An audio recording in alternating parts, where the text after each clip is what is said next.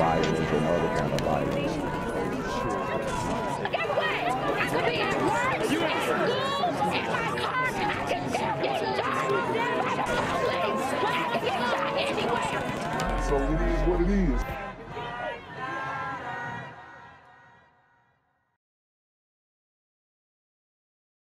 What's good, YouTube? It's the Black Gen Z Mindset. Make sure you go ahead and like, comment, share, subscribe.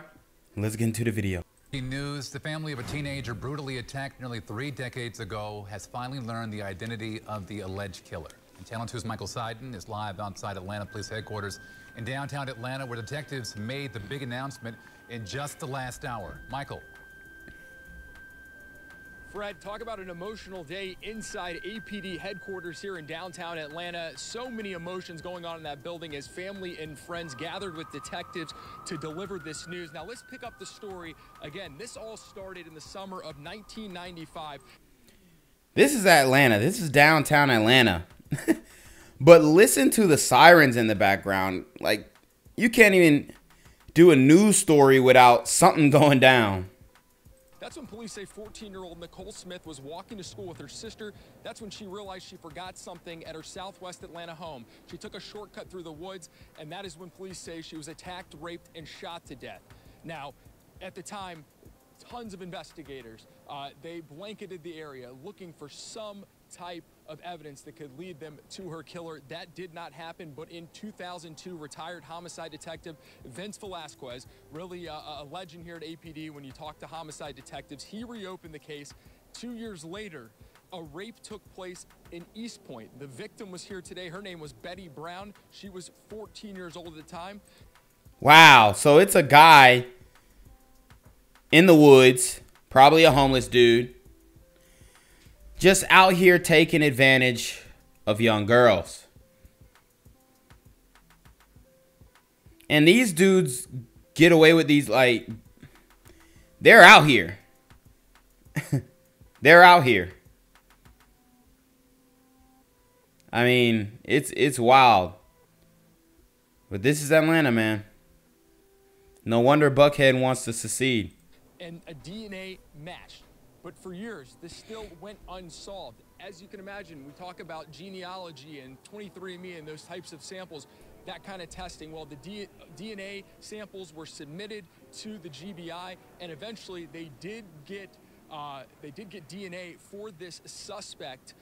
They were able to get a match just around Christmas, and that's when they made the call. Detectives made that call to Nicole Brown's, Nicole Smith's family. That's when they made that call, telling her that they had solved this case. Now, I will tell you, later today we're going to have some really emotional sound that we're working on right now, but there was a moment in the press conference when Nicole's mother and this rape victim from 2004 who survived, they embraced, and they both essentially said, you know, this is not closure. Obviously, it is a step in a process, but they still live with pain.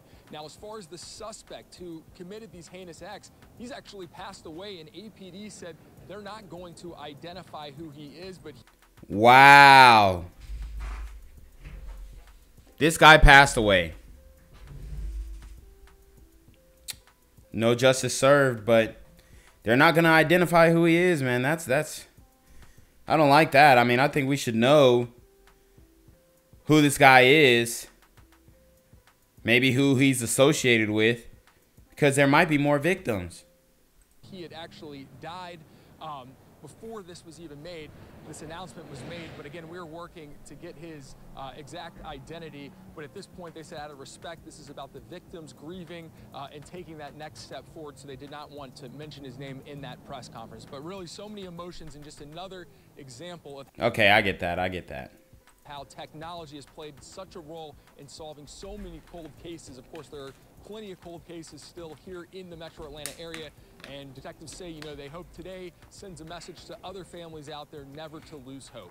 That's the very latest in downtown Atlanta. I'm Michael Seiden, Channel 2 Action News. And Mike, you're so right. The story kind of grabs you on every single level, and you're also right about that. There really isn't closure here, but the families, at least they know more information. New for you today, a break in a cold case dating back more than 25 years after a 14-year-old girl was raped and killed in northwest Atlanta. Police just telling us DNA evidence now is helping them identify a suspect in this case and in another rape in East Point that happened exactly 9 years later. And guys, I told you that there are a lot of brothers who are serial killers, serial rapists that are going under the radar. Maybe because there are known shooters in their communities or known this or known that, known gangsters in their community. Like, nobody's stepping to them. Nobody's saying nothing to them. Nobody's trying to hold them accountable in the streets. So if the officers or detectives can't figure out who did it, then these guys pretty much go unchecked. And, you know, this guy died. He passed away. But, man, it's like, I hope he didn't die a free man. I hope he died in prison or something like that for something else. But, you know, there's, like the family said, there's no closure. You know, it might be justice, but it's still not closure. 11 Live's Brittany Kleinpeter is live outside of police headquarters with the latest. Brittany, while this is offering the families a little closure, they say it's bittersweet because the suspect passed away just months before investigators ever got confirmation that his DNA did in fact match. That's right. And that's the tough part about all of this. Investigators said that they were able to match that DNA evidence in December of 2021 and that the suspect died in August. So they actually were never able to speak to him after confirming that he was indeed the person behind Nicole's death. So today they shared more details about that 26-long investigation. There was a lot of detectives involved in this case. Police say Smith was walking to school along Campbellton Road 25 years ago, but turned back after forgetting an assignment at home. Police say she turned into a wooded area by some apartments, and that's where she was attacked. The case went cold, but recently investigators were able to use DNA technology to finally identify a suspect in Smith's death. They say they worked with the mayor's office and the GBI to match the DNA evidence with a suspect. The teen's mom saying today that it was a tough day and emotional for her. Today for me is a bittersweet moment. I never imagined this person to be deceased. So many unanswered questions that I had for him that I could never ask or get answers. But I would never say it was closure for me, because I'll live with this pain for the rest of my life.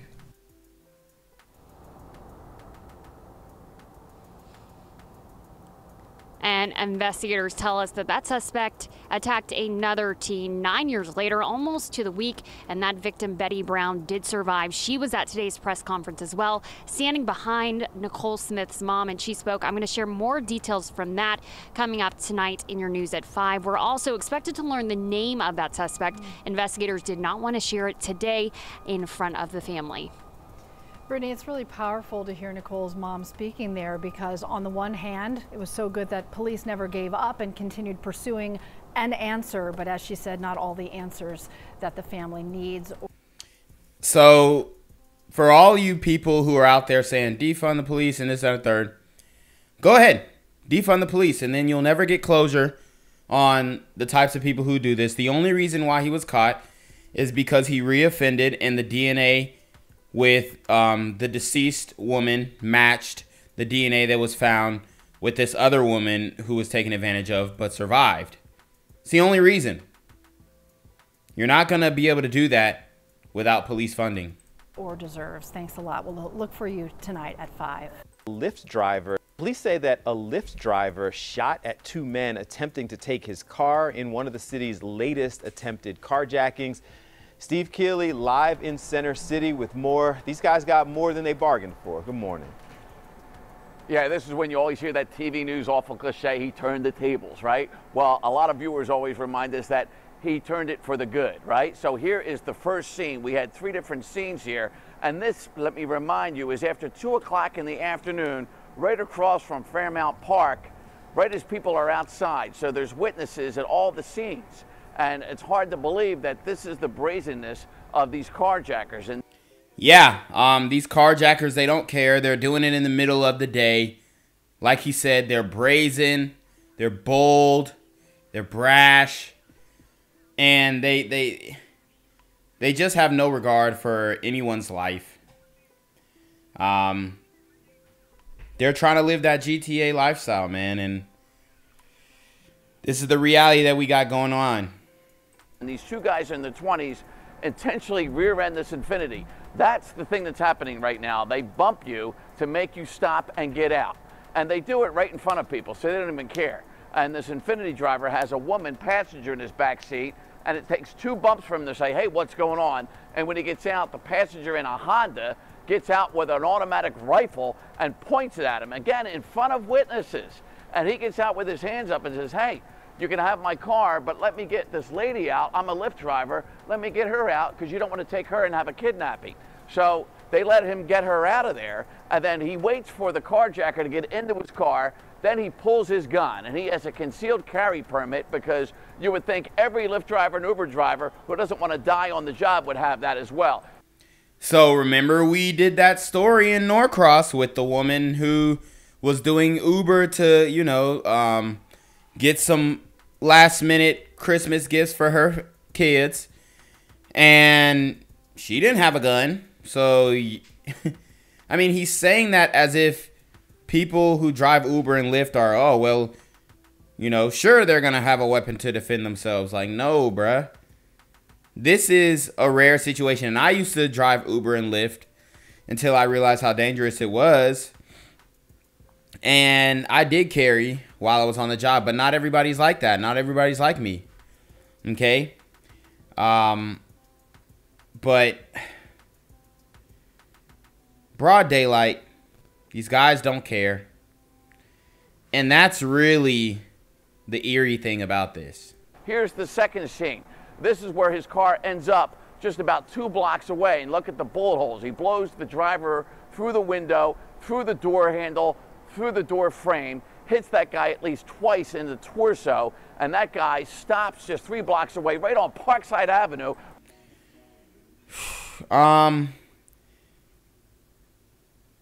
This guy who stopped this carjacking of his own car, this Uber driver,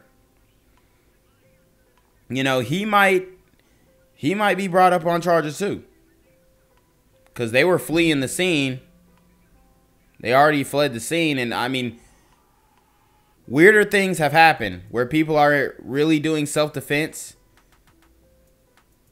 and then they shoot somebody in their back or something like that and they go to jail. Right at Fairmount Park, and falls out of the driver's side, and people call police thinking, hey, there's a shooting victim here. Meantime, he then turns to the Honda and shoots that driver through the passenger side of that. That guy... Yo, this dude is the GOAT.